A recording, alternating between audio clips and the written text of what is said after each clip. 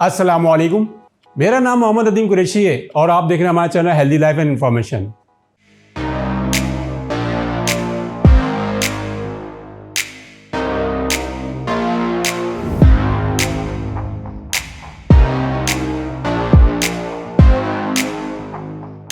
नाज़रीन, आज हम आपको बताएंगे वर्चुअलाइजेशन का इंफॉर्मेशन टेक्नोलॉजी में क्या काम है।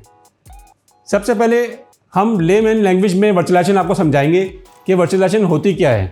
अगर इसको हम आम जिंदगी में देखें, 2 या 3 लोग 1000 गज के बंगले में रह रहे हैं और वो क्या है, बंगला उनके लिए बहुत ज़्यादा रिसोर्सेज वहाँ पे यूज़ हो रही हैं, बिजली, गैस, पानी, लेकिन सिर्फ 2 लोग रह रहे हैं।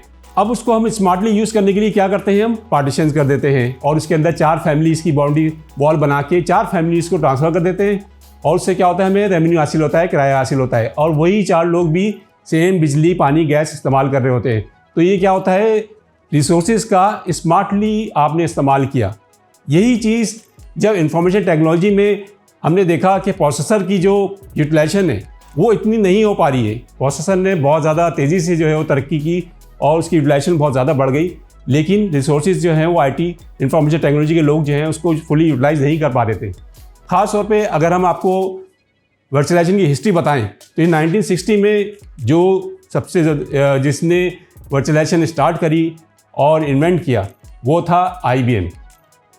IBM ने अपने बेसिक जो सबसे पहले उन्होंने मेन फ्रेम इंट्रोड्यूस किया, उसके ऊपर जो है ये वर्चुअलाइजेशन जो है इस्तेमाल की। क्योंकि मेन फ्रेम जो है बहुत ज़्यादा कॉस्टली होता था और एक ही एप्लीकेशन या डेटाबेस वगैरह उसके ऊपर चल रहा होता था। तो उन्होंने सोचा कि इसको किस तरह से स्मार्टली यूज़ किया जाए, तो उन्होंने जो है मुख्तलिफ तरीके निकाले, जिसका नाम था LPAR लॉजिकल पार्टीशनिंग या VPAR वर्चुअल पार्टीशनिंग। उसको वो हार्डवेयर मैनेजमेंट कंसोल एक बना के और उसको वहाँ से मैनेज करके जो है पार्टीशंस बनाते थे और मल्टीपल मशीन्स को मेन फ्रेम के ऊपर लाते थे। क्योंकि मेन फ्रेम जो है बहुत ज़्यादा महंगा होता था और आजकल मेन फ्रेम का नाम जैसे आपको पता है सिस्टम Z, यानी कि ज़ीरो डाउन टाइम। तो ज़ीरो डाउन टाइम जो एक मशीन दे रही है तो लाजमी वो कॉस्टली भी होगी और उसका स्मार्टली यूज़ करने के लिए आपको कुछ ना कुछ तरीका यूज़ करना होगा। IBM मेन फ्रेम में बहुत सारी वर्चुअल मशीन्स जो हैं लातादाद आप बना सकते थे। फिर आहिस्ता आहिस्ता जैसे ही वक्त गुजरा तो यही चीज़ जब x86 के अंदर जो है वर्चुअलाइजेशन को इंट्रोड्यूस किया गया और उसके बाद VMware आया मैदान में। VMware ने जब हाइपरवाइज़र जो है ESXi इंट्रोड्यूस कराया तो उसके बाद लोगों का इतना कॉन्फिडेंस नहीं था कि वर्चुअलाइजेशन को हम प्रोडक्शन में भी लेके जा सकते हैं या स्मार्टली यूज़ कर सकते हैं। तो आहिस्ता आहिस्ता जब तरक्की करता गया VMware और दूसरे लोग भी जो हैं मैदान में आए, x86 आर्किटेक्चर के ऊपर इंटेल प्लेटफॉर्म जहां हम प्रोसेसर यूज़ करते थे, तो उसके अंदर भी सेम प्रॉब्लम आई कि सर्वर्स की जो प्रोसेसिंग पावर है वो बहुत ज़्यादा स्ट्रांग होती रही, लेकिन उसकी यूटिलाइजेशन बहुत कम नजर आई कि हर एक फिजिकल सर्वर पे एक एप्लीकेशन सर्वर या डेटाबेस सर्वर चल रहा है और इस तरह मल्टीपल डेटा सेंटर आपका भरता चला जा रहा है। क्यों भरता चला जा रहा है? आपका डेटा सेंटर ज़्यादा भर रहा है, आपकी पावर ज़्यादा खर्च हो रही है, कूलिंग सिस्टम को चलाने के लिए भी पावर चाहिए। डेटा सेंटर का जो फ्यूल है वो क्या है? पावर के लिए ज़ाहिर आपकी बिजली का बिल उतना आएगा, तो आपको स्मार्टली यूज़ करने के लिए कुछ ना कुछ चाहिए था। तो ये IBM ने हाइपरवाइज़र इंट्रोड्यूस किया। उसके बाद माइक्रोसॉफ्ट भी मैदान में आया और माइक्रोसॉफ्ट ने हाइपर-वी जो है वो आपसे इंट्रोड्यूस किया और आहिस्ता आहिस्ता हाइपर-वी भी आज जो है वो मुख्तलिफ जो है फंक्शनलिटी बढ़ाता जा रहा है एज़ कम्पेयर टू VMware। यही वर्चुअलाइजेशन जो है वो बेसिक जो है बन गई आने वाली टेक्नोलॉजी का और उसी के ऊपर बहुत सारी चीज़ें उन्हें बेस करना शुरू कर दिया। वर्चुअलाइजेशन के ऊपर जो है बहुत सारी मशीनें वर्चुअलाइज की और उसके बाद क्लाउड कंप्यूटिंग जो है वो भी वर्चुअलाइजेशन के ऊपर ही बेस करने लगी। मुख्तलिफ क्लाउड्स के जो है स्ट्रेटजीज़ आई, प्राइवेट क्लाउड, पब्लिक क्लाउड। तो उसमें देखा गया कि जो रिसोर्सेज थी वो बहुत सारी एक ही जगह करने के लिए आपने एक जगह की और उसके बाद उसको वर्चुअल मशीन्स बना के आपने जो है उसी हिसाब से लोगों से जो है वो चार्जेस लिए वर्चुअल मशीन के हिसाब से।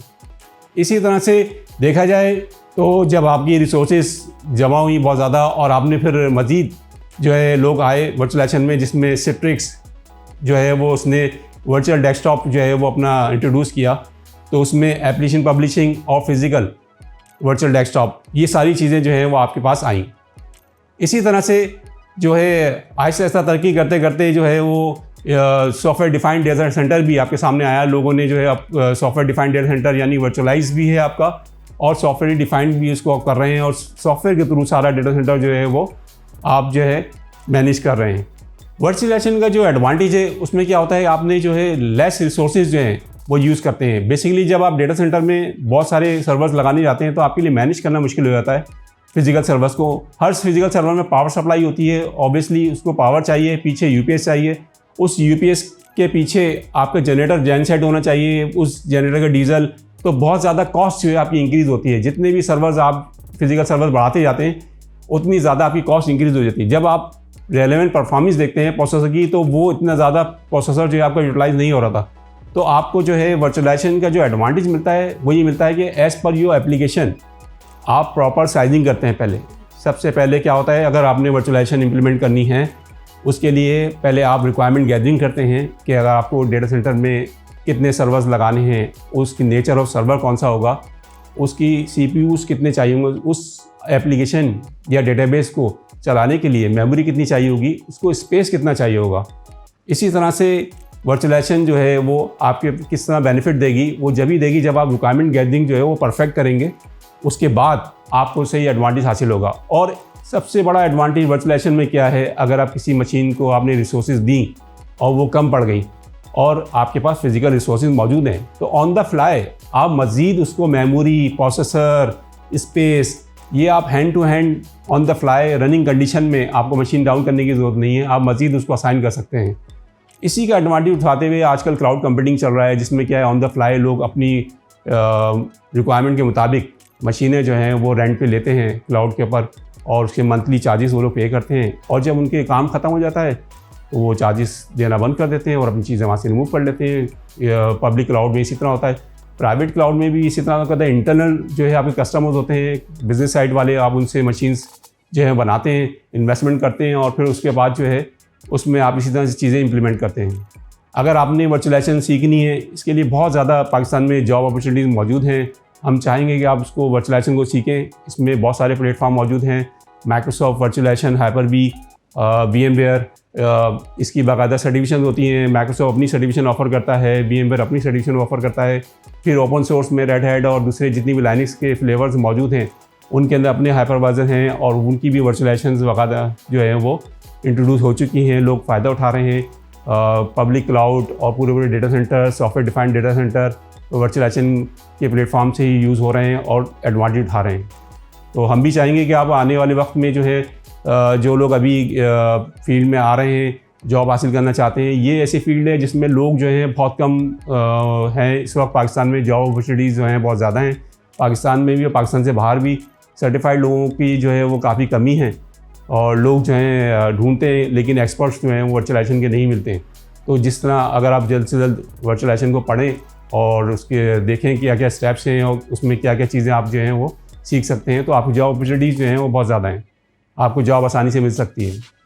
उम्मीद करते हैं आज की वीडियो आपको पसंद आई होगी। आने वाली वीडियोस में हम आपको मज़ीद डिटेल देंगे कि सिट्रिक्स जो है उसमें कौन कौन से फ्लेवर मौजूद हैं, वो डेस्कटॉप वर्चुअलाइजेशन में क्या कर रहे हैं और सर्वर वर्चुअलाइजेशन में क्या कर रहे हैं, VMware सर्वर वर्चुअलाइजेशन में और डेस्कटॉप वर्चुअलाइजेशन में क्या कर रहा है, और overall software defined data centre में क्या कर रहा है, सिस्को क्या कर रहा है और ओपन सोर्स रेड हैट वाले क्या कर रहे हैं। ये सारी चीज़ें आने वाली वीडियोस में हम आपको बताएंगे और जिससे हम चाहेंगे कि आप हमारी वीडियो से सीखें और अपॉर्चुनिटी हासिल करें।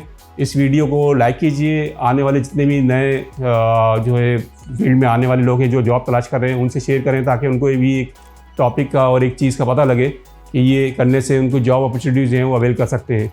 तो हमारे चैनल को सब्सक्राइब ज़रूर कीजिएगा और इस वीडियो को दूसरों से शेयर कीजिए। मिलते हैं इंशाल्लाह नेक्स्ट वीडियो में। जब तक अल्लाह हाफिज़।